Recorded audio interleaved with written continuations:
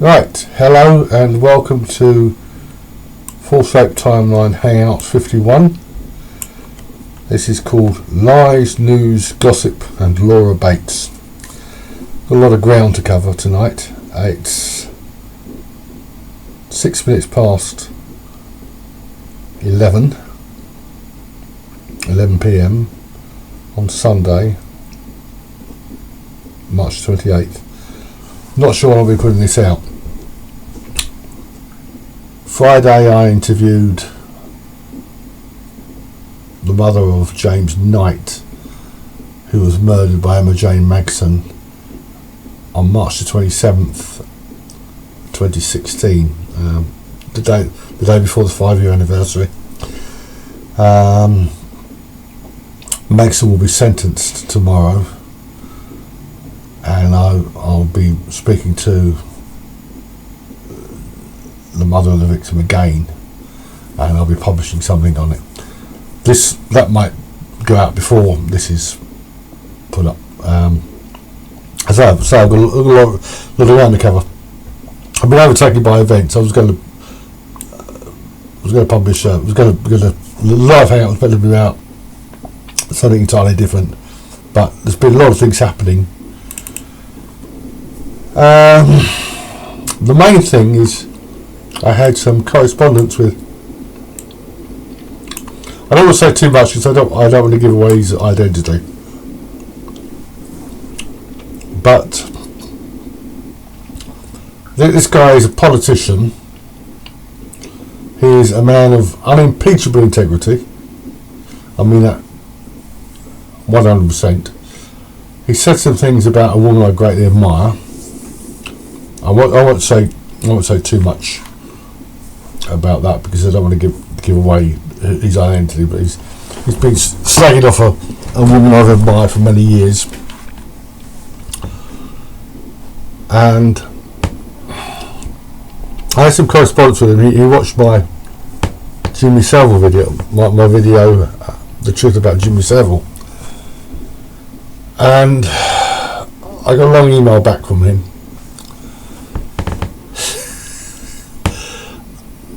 I'm really flabbergasted at just how gullible some people are. This is a guy who knows the way the world works.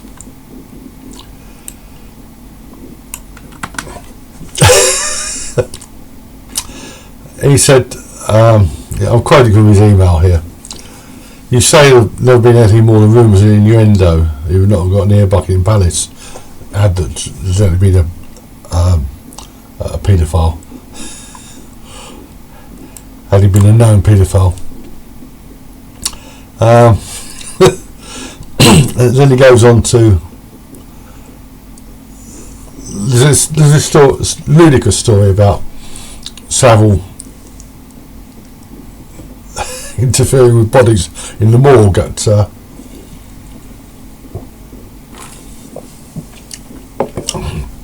not sure what hospital, probably a number of hospitals. I pointed out to him that Paul Gambaccini claimed to have, if not started this, we had to put it in the public domain. And Gambaccini's reward was to be accused of sexual abuse himself, historical sexual abuse. he said, my information about the morgue came not from Paul Gambaccini, but from a senior legal executive at British Rail, who dropped Savile decades before any allegations from females surfaced. The point is, where did this guy get the information from? We can all.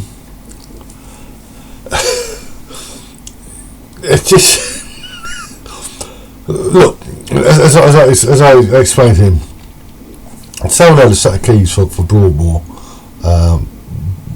Broadmoor Lunatic Asylum. Call it a special hospital if you want.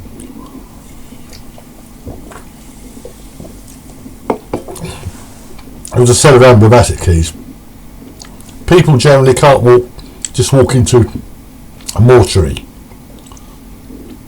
and start interviewing with bodies. Morticians are there, pathologists. You can't just do that. He knew we had to do that. And if he had done that, Where's the witness? Where's the witness? Somebody said. If you've ever been the subject of rumours, perhaps innocent rumours yourself, you'll realise just how ludicrous these things are. He drew an analogy with a comparison with Jonathan King. And he said he'd heard things about Jonathan King, the music business. King was riding around his Rolls Royce picking up teenage boys and taking them back to his place, and well, I didn't go on. But the difference is, people could have seen King, people would reported him. In fact, when the first investigation against King started, it was very, very low key. There were investigations in Britain and also in the United States, on particularly on the West Coast. And it was a big surprise. It was all there must be a suppression order, a media blackout, and King was rightly convicted. After he was convicted, this was in the public domain, and loads of other people started making allegations against him, and he was charged again. It turned out that these were garbage. King says the first ones were garbage. No. Remember as ever the 3 Ds of false rape allegations, the big 3: drink, drugs, delay. If an allegation is backdated sufficiently, it doesn't have to be an allegation of rape, doesn't even have to be an allegation of criminal activity. But if it's placed in the past somewhere, somebody did this to me, somebody did this, we did that. How do you corroborate it? How do you corroborate these things where you have one person who's meant to have done something to another person in private? Drink, drugs, delay. There were no allegations, no, aside from the usual stuff. Watch the video. Watch the Jimmy Savile video. I'll explain this. People in the public eye, famous people, and now in the age of the internet, almost anyone. Allegations made all the time. Look at some of the freedom of information requests for police officers, for police forces, and other emergency services for hoax calls and false alarms. There's literally thousands of them in this country alone. They're not all stupid teenage kids making false calls to reporting imaginary fires as a rite of passage.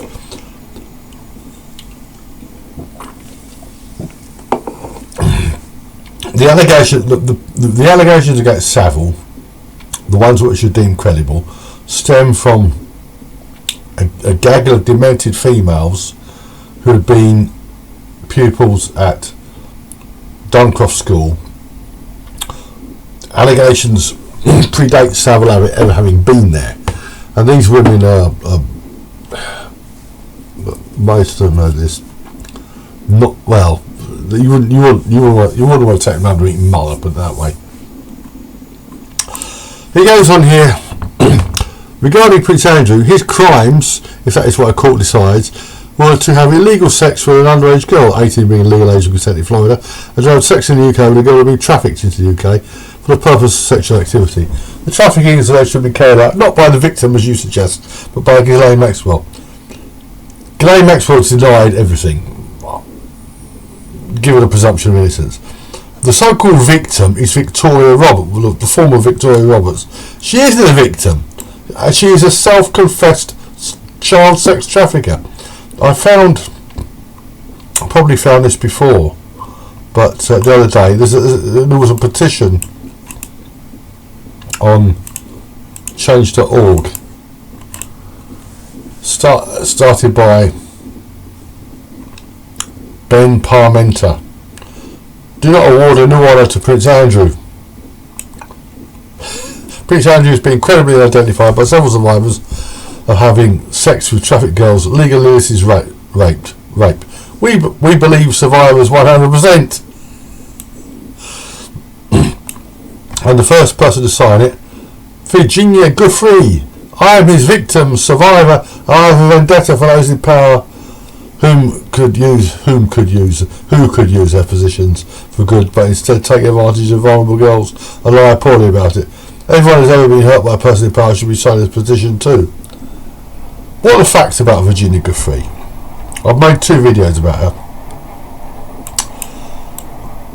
She's lied about a number of things. You can read her so-called memoirs, or whatever you want to call them, online.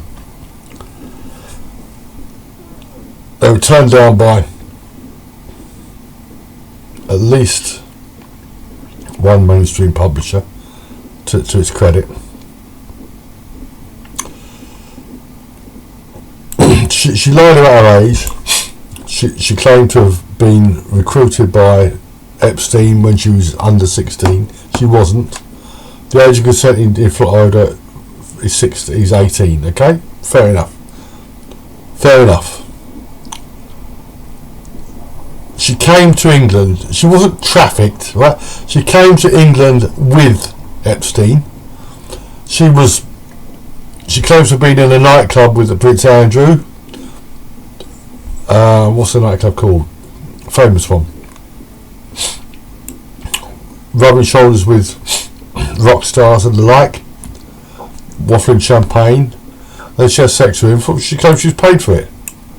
She was 17 at the time. Andrew did nothing wrong. If she weren't a dirty, filthy, disgusting little teenage whore, he might have been boasted about it. He probably hasn't. He's pleaded amnesia probably because he's ashamed of having sex with a prostitute. You see the photograph of Guthrie. I'll add it to this video. I would have turned her down at the time. I'm a bit older than Andrew. I would have kicked her out of bed.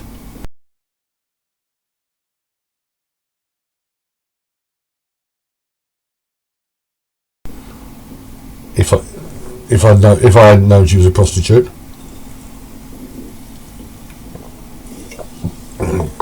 Andrew did nothing wrong. He went to America. He maintained his friendship with Epstein after Epstein was convicted. All that was in the public domain at that time was soliciting prostitution. I think it was soliciting underage prostitutes, soliciting underage girls for sex. But rules are supposed to break off all communication with people who are notorious people. Notorious for other reasons. But Andrew didn't. Well, to me that shows he was no fair weather friend. Sean Atwood's he's made literally dozens, if not hundreds of videos about Prince Andrew with virtually zero content. And Atwood is a man who spent 6 years in an Arkansas prison it was probably the largest distributor of ecstasy in Arkansas, if not in the United States.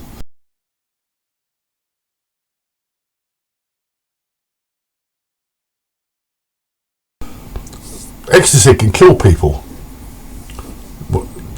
Did a bunk up ever kill anyone? Did sexual services ever kill anyone?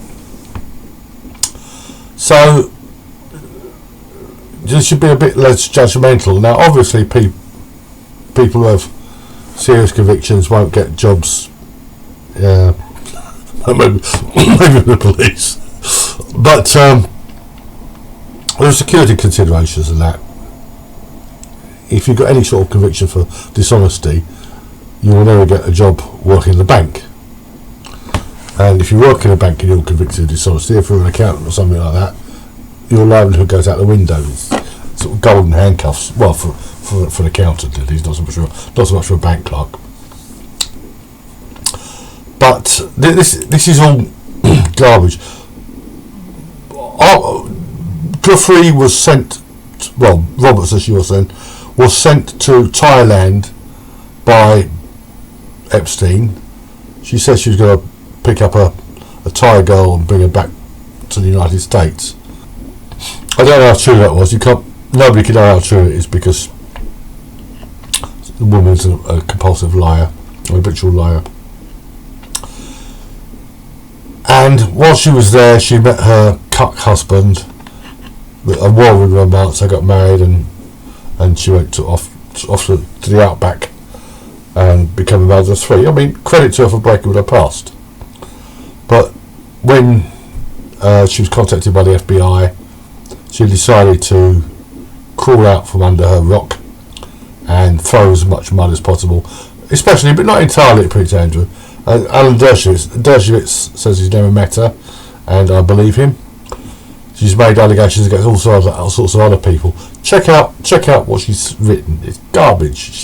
This woman is trash. Right? She's total trash. She isn't a victim. You have to. Don't fall for this rhetoric. Right? A woman who sells herself on the streets is a prostitute. She isn't a victim of trafficking. Where there are underage girls, I mean, that's a different matter, obviously. In England, Epstein would probably not been committing any crime. In certainly Florida, he was. Well, he's dead now, so no, he can't be punished or punished further. As for Ghislaine Maxwell, well, she's entitled to due process, and she's apparently being treated very badly at the moment. But we'll see what happens. But she's innocent until proven guilty, and I think if she's done anything wrong, I don't think she's probably done anything worse than Virginia Roberts. So Roberts has admitted trafficking. She said she admitted this openly. Check it. I've made 2 videos about it, in which about her, and she's quoted in the clip I used. She's trash.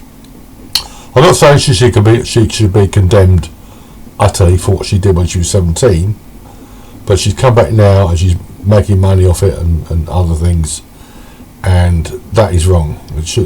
Nobody should entertain this scumbag. So. Anyway, I'm really disappointed in this guy, because I say he's a man of unimpeachable integrity. I don't have that much correspondence with politicians, not amiable correspondence anyway. So that's that. A lot of other things to go over. News and stuff. News, lies, gossip. Let's do a Laura Bates first, shall we? This is if you've never met Laura, if you haven't heard of her, there's a men's rights a MGTOW a few years ago. He made a video about what he called 3 types of feminists. He said that there's the professional victim, the young liberal arts minor, the young liberal arts major, and the misandric land whale.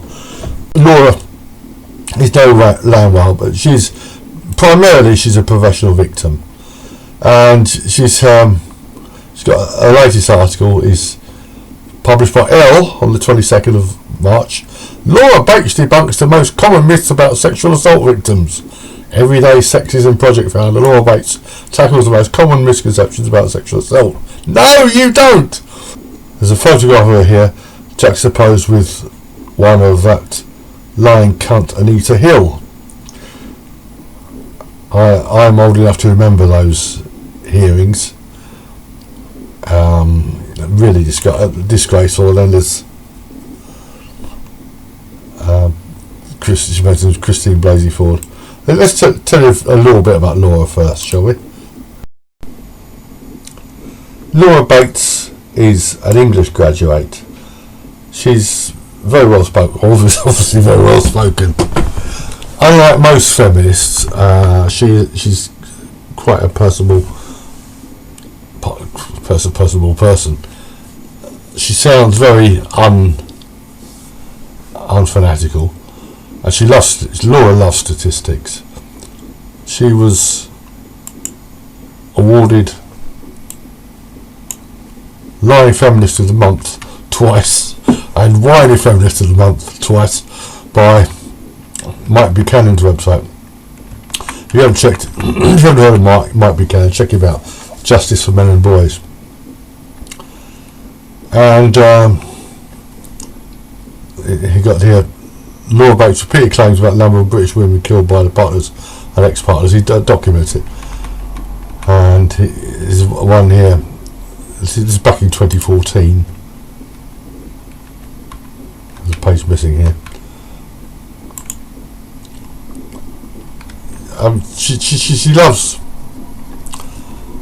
She loves statistics, and as always with feminists, as with race hustlers, there's never any nuance. Statistics always in isolation mean something that they always point to: discrimination, injustice, etc. You hear this all the time, especially in the context of race. She runs something called the Everyday Whining, the Everyday Sexism Project, called the Everyday Whining Project, and she put out an appeal for people to post examples of sexism. There was one from a girl posted from a doctor's surgery. Just noticed my local doctor's surgery has a lovely list of all the doctors with photos. There's about 14 in total. However, all the male doctors come first, followed by the females. All working a couple of days a week. Little shocked, I showed my husband, who could not see what was wrong. He looked for a good 2 or 3 minutes. He had no idea. How many ways are there to list names on how many ways are there to list names? Perhaps all the male doctors were senior. Perhaps male doctors then female then male. Speciality. It's ludicrous. I'm shocked. I showed my husband. She's shocked to see 2 lists. It's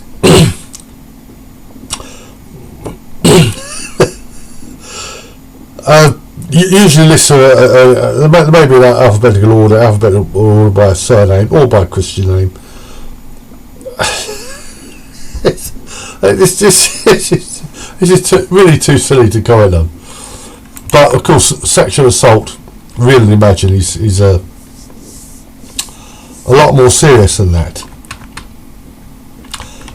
Laura there's all sorts of surveys taken of women who claim to have been sexually harassed and sexually assaulted and actually raped. Laura always takes the uppermost figures. There are obviously problems. Rape should not happen, but neither should murder. But there are a lot more false allegations of rape, a lot more than most other crimes. Anyway, back to the L article. It starts with a review of the Netflix documentary. It's a drama, Unbelievable. This is about a case. This is a case of a woman who cried rape. I think if it's the one I'm thinking of, there've been 2 or 3 of these. There've been at least 2 in the United States and one in the UK. Others, but there was a case of a young woman who was claimed to have been raped by a bloke who broke into her apartment and tied her up. She somehow managed to free herself. She called the police, and I don't think it was a rape kit done for some whatever reason. That's the first thing I should do. And she confessed to making it up. She was a bit she had a bit of sad past, you know. She had mental problems, but she was a bit of a sad character. And she was taken to court and fined. And this is the one I'm thinking of. It was a bloke called Mark O'Leary who actually raped her. And there was a similar one of a girl who was a bloke robbed her. She was working at a gas station. He robbed her, made her fillet him, and took the money and ran off. And she wasn't believed, and either she confessed to making it up, or they charged her anyway. And it turned out it was a serial rapist called Mark O'Leary was responsible for one of those cases, and she ended up getting a big settlement from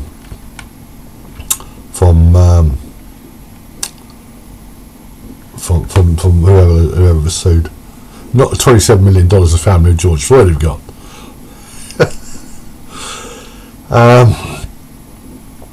She goes here about need to hear make history in 1981 for testifying before a Congress about the sexual harassment she said she had experienced.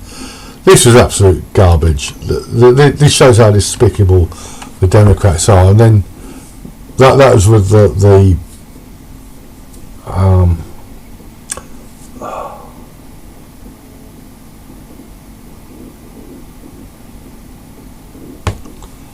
got the guy's name now. The Justice Thomas confirmation, and they pulled the same stunt on steroids with Kavanaugh in 2017. That was absolutely outrageous. That absolutely the way they treated that poor bloke, this lying cunt. And they were proven lies. Blasey Ford. I've made a video. I think I made a video about this. Yeah, I've mentioned him anyway. And a guy called Ali Alexander worked out how she came up with this. She was cross-examined she was questioned by Rachel Mitchell, sex crime prosecutor, and she lied. Turned out she lied. She told two material lies. Absolutely outrageous. Absolutely outrageous. So here are the answers to the six of the most common questions and accusations that continue to swirl when a high-profile woman speaks out about her experience of sexual assault, says Laura. Why should we believe her when false rape allegations are so common? This narrative has become so insidious it is almost completely inverted our societal perception of sexual violence. Many people, including an alarmingly high percentage of boys I speak to in schools on a weekly basis, really believe that false rape allegations are a bigger problem than rape itself. They are a very big problem. Very big. The truth? So rare are false allegations that a man in the UK is 230 times more likely to be raped himself than falsely accused of rape. Let's use a citation here, which is bunked from the Independent. The reality is that male rape is extremely rare. There have been some outrageous cases. The most outrageous were Stephen Port, who, I don't know if he raped his victims, but he certainly murdered them, four young men, homosexuals. Don't do it, boys, don't do it. The world is full of featherbeds and little girls with curly heads, so really there was no excuse for sodomy and self-abuse. Don't do it. And there was that Indonesian student in Manchester who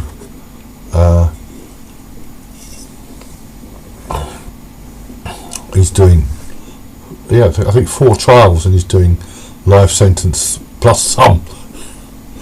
But a lot of these, certainly prison rape, is men have consensual but perverted but consensual sex with other men, and then they, like women, they rewrite these experiences as rape, because for an ordinary heterosexual dude who's done the unthinkable, it's less of a stigma to claim he was forcibly violated than that he dropped his trousers for somebody else. This is Laura says here, after 55,259 rapes were reported to the police in 2019, only 2,102 cases were prosecuted. and of those just 1,429 resulted in conviction. Laura assumes that those rapes, all of them, were genuine. I have about 70 entries for false rape allegations from 2019 on the timeline. Got one from Shanghai, China, Singapore, United States, San Francisco, Port Elizabeth, Singapore again. No, here's one. March the 1st said, Abba Bargoed in Wales, a woman is victim of a serious sexual assault. And it turns out that it wasn't quite that at all. March 22nd, 2019, Sandra Barwick makes a false report of a fire in Oxford. She's in a complex non-custodial sentence including financial penalty. In October 20, she it was before that. First she makes a false report of fire. In October 2020, she cries rape, and this time she got a prison sentence.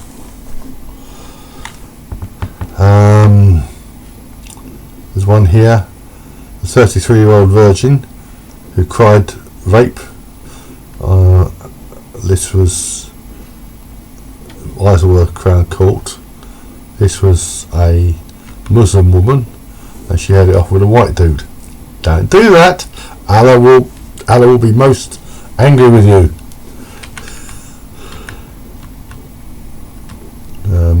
What have we got here? Northern United States.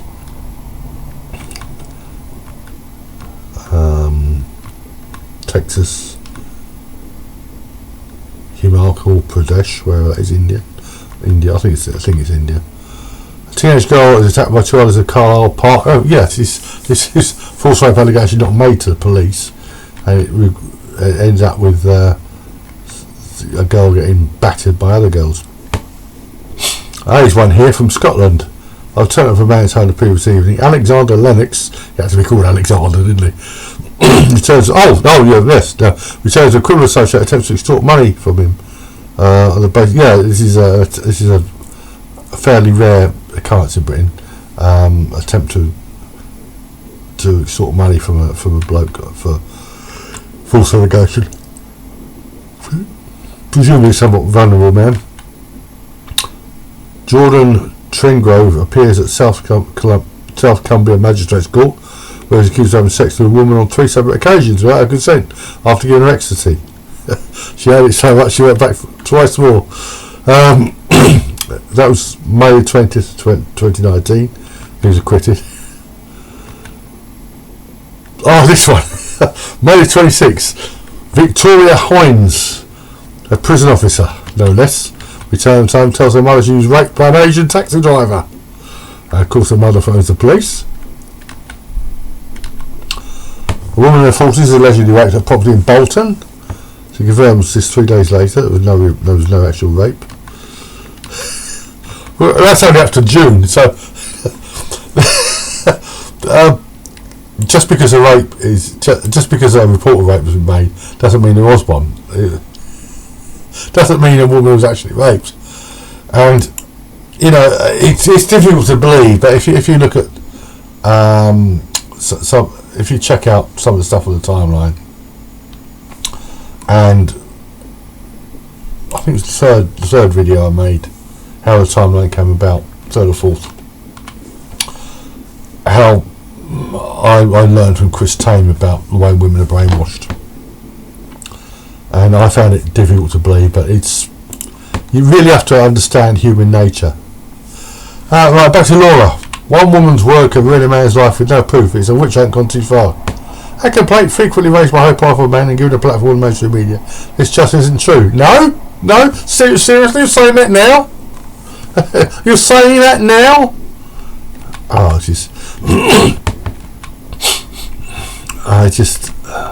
Over 12 million women have used the Me Too hashtag on social media to share their experiences. Yeah. Need I mention the election of former US President Donald Trump? Yeah, well, he's another man who's been falsely accused. Well, Trump is an alpha male, and if Kavanaugh had been, she mentions Kavanaugh as well, if Kavanaugh hadn't had Trump in his corner, he would have been taken. Absolutely disgraceful. She's just looking for money, fame, attention. Not usually money in the West.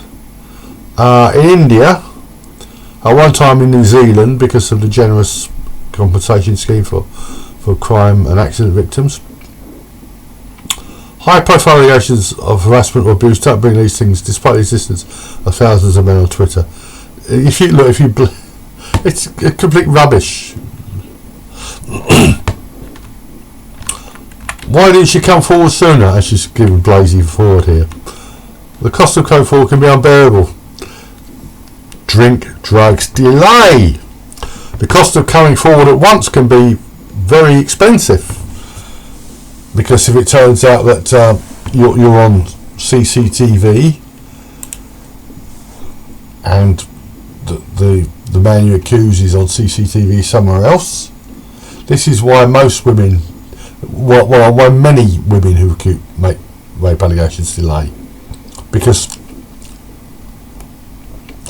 traditionally they say rape is he said, she said. No, she said, he said, or more accurately, she said, he denies.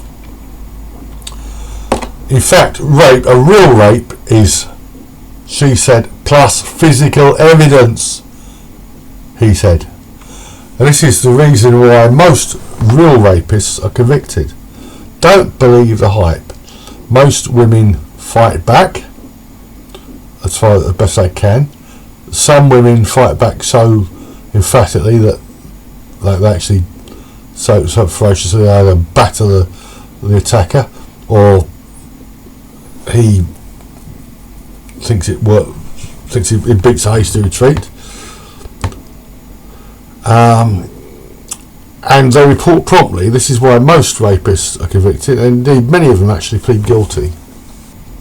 Those who don't plead guilty certainly get heavier sentences, and in the United States they get very heavy sentences indeed. Well, they can do. It can take many years to find the immense courage required to undertake such a difficult step. What's difficult about it? Look, Laura, if a guy attacked you in the street, stole your purse, kicked you to the ground, kicked you a few times and ran off, would you report it? Of course you would. Of course you would. If somebody broke into your house, battered you and robbed you, and perhaps thought that should happen, but would you report it? Of course you would. So how is rape different? It isn't. Don't believe a word. Why didn't she just leave? I just froze. I sort of thought I'd fight back, but I just froze. Why didn't she just leave? Well, what a point. Why does she go back? Why does she keep going back? Yeah. She's number 6. She's an actress, so I don't trust her. Well, the first response to survivor reads whether disclosure experience is crucial. No. Survivors don't disclose, they report immediately. And she's got a book out, Men Who Hate Women, by Laura Bates. I can only state here what I said before about what Sophie McBain let the cat out of the bag. She said misogyny doesn't affect all women equally. In other words, some women are more likely than others, or more emphatically, some women are total cunts, most are not. That's Laura Bates. Now, in no particular order, various news, also gossip and stuff. I've got a number of articles and links here. Here's one. This is from my local press. Man raped screaming woman. Oh, that's the URL. Man who raped screaming woman in his Dartford home, jailed. This is a bloke called Abubakar Lawal.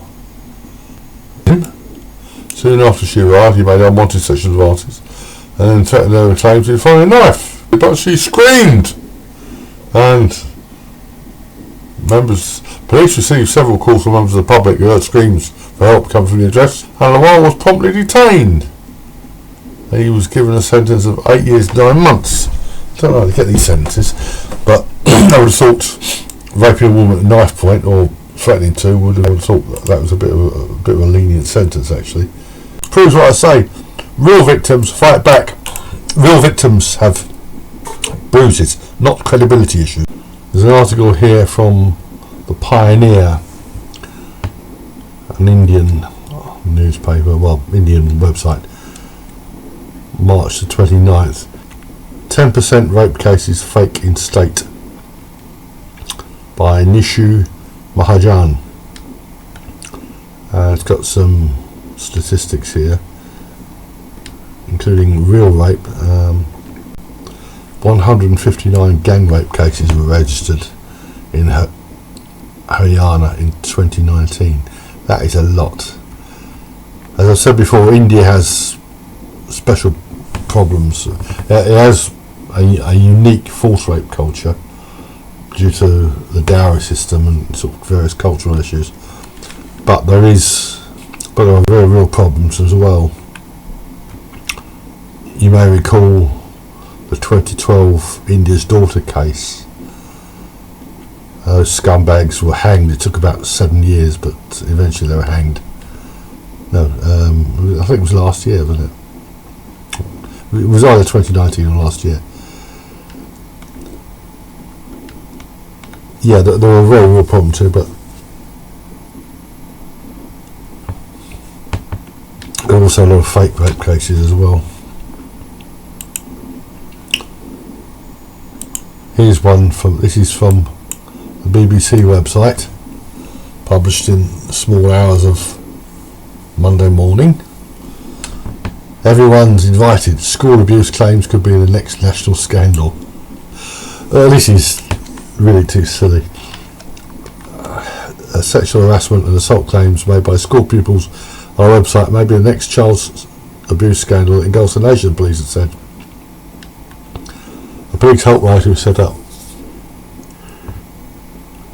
after thousands of allegations were posted, most of them about the behaviour of other peoples.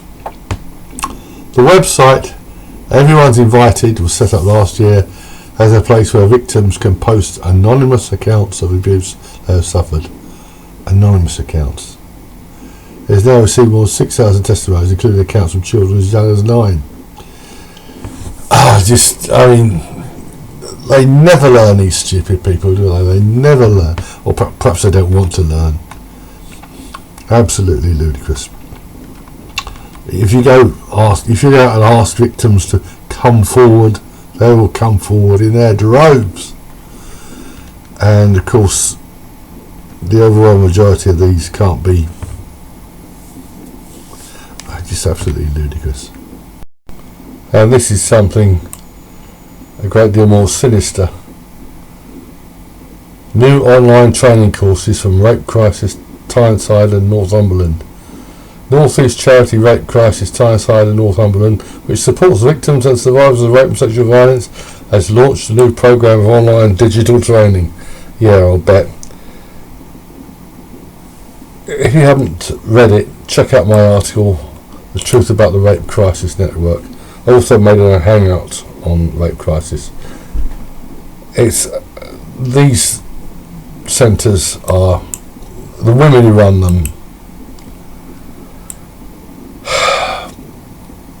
they're idiots or liars or both in some cases. Using a powerful combination of real-life case studies alongside thought-provoking information and statistics. Always the statistics.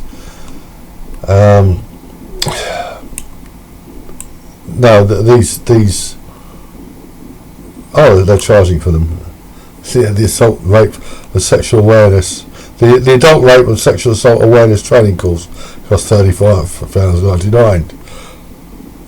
Sign up and discover if you've been raped. No, I mean, leaves absolutely. These organisations should be shut down, or at the very least they should be denied every penny of state funding, be it local or national lottery, and charitable status, because they do far more harm than good. Check out in particular the activities of Rape Crisis Scotland and their "I just froze" videos, and Cleveland Rape Crisis Centre, Cleveland, Ohio. It's just absolutely outrageous. I had some correspondence with an academic. I won't name him, an American academic. I won't name him, but he said that, and I've seen the evidence of this.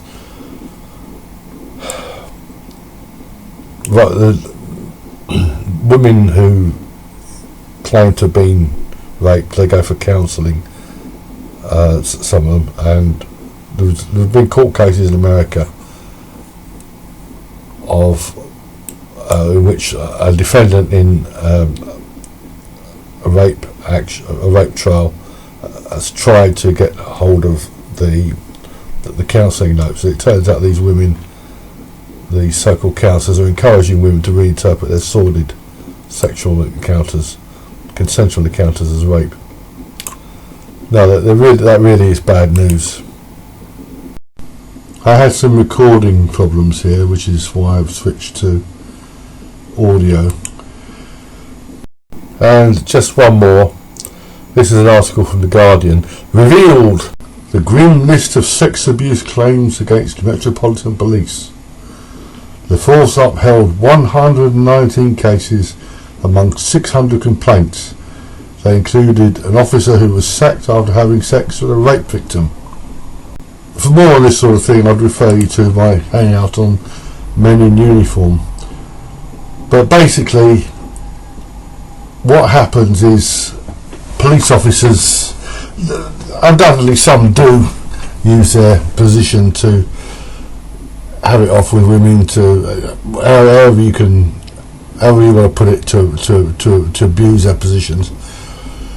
But what happens, and I've seen a lot of these cases, a few of which are on the timeline, is police officers get involved with women, and these women damsel, and they white knight them, and as soon as the relationship has run its course, these guys are grassed up to the police complaints authority or whatever, and they're made out to be sexual predators. If you know anything about me, you know I'm not a police apologist. Far from it. I've had too many run-ins with the police. But this is the reality. There's this woman here holding a sign. We will not be silenced. Since when was a woman ever silenced? Seriously. It's something which happens the world over. All this garbage about institutional misogyny, no. This article was largely a result. It's the Observer rather than the Guardian, but the Observer is the sister paper of the Guardian, published online anyway. This article came out of the Sarah Everard vigil.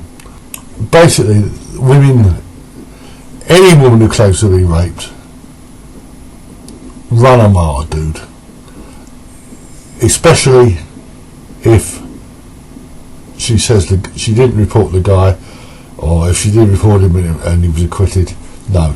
Even women who have been raped, unless a woman was raped in her own home at knife point by a stranger, a lot of them, they're damaged goods, they're dangerous. They're dangerous to any man who gets within a parsec of them. Stay away from them. Really, this is pure feminist propaganda, pure anti-male propaganda, not just anti-police propaganda, anti-male propaganda. Stay away from them. Good girls go to heaven, bad girls go everywhere. I'm not saying women ask for it, but there are certain types of women, their behaviour, they end up in a bit. They do end up in abusive relationships. They end up in trouble time and time again. It follows them around, and at some point you have to say, well, perhaps this woman, perhaps there's something about her that she's. It really just stay away from women like that. Anyway, the timeline is. I haven't added anything for a few days. I'll be adding some more this week. As I say, I don't know when this is now small hours of March the 29th. Hopefully within a day or two this will be going online, but I've got other priorities. I want to do another interview with the mother of James Knight and see if I can place it with a national newspaper. If not, I'll publish it probably with the Duran. But it really is what the activities of the Knight case, the Emma-Jayne Magson convicted murderers case, the guy who murdered James Knight. There's losing a sexual abuse angle here, but there's lies about abuse, and I feel these women somebody has to put a stop to them. Harriet Wistrick, Julie Bindle, and dare I say Samira Ahmed. It really is outrageous what they're doing. They talk about victim. They condemn victim blaming when the victim is a woman, but when the victim is a man, well, the bastard asked for it. So I'll be putting this online. I'll be adding a few more cases to the full swept time hopefully in the next few days. If I can land another 50 or 60 over the course of the month, I'll be happy, but I've got quite a lot on my plate at the moment.